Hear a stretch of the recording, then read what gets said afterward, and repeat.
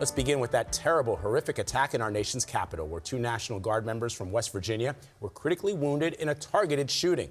Officials say the suspect is a native of Afghanistan who lived in Washington state after coming to the U.S. 4 years ago.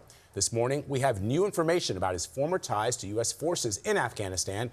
We'll have more on that with Nancy Cordes in a moment. But first, let's get to Nicole Skanga near the scene of the shooting, just blocks from the White House. Nicole, good morning. What can you tell us?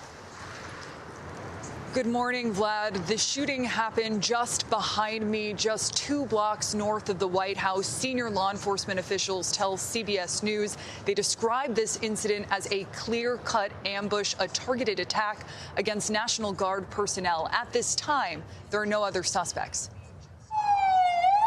A horrific scene in broad daylight. 2 National Guard members shot and bleeding on the sidewalk outside the Farragut West metro stop in Washington, D.C. Law enforcement sources tell CBS News the gunman waited in hiding before opening fire without warning.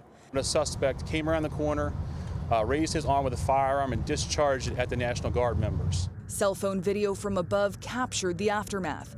First responders rushing to the scene, at least 1 Guard member receiving CPR on the pavement.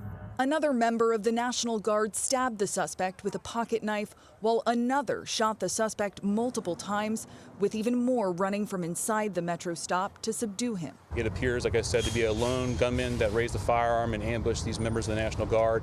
Homeland Security has identified the suspect as 29-year-old Afghan national Rahmanallah Lakhanwal, who entered the U.S. in September 2021.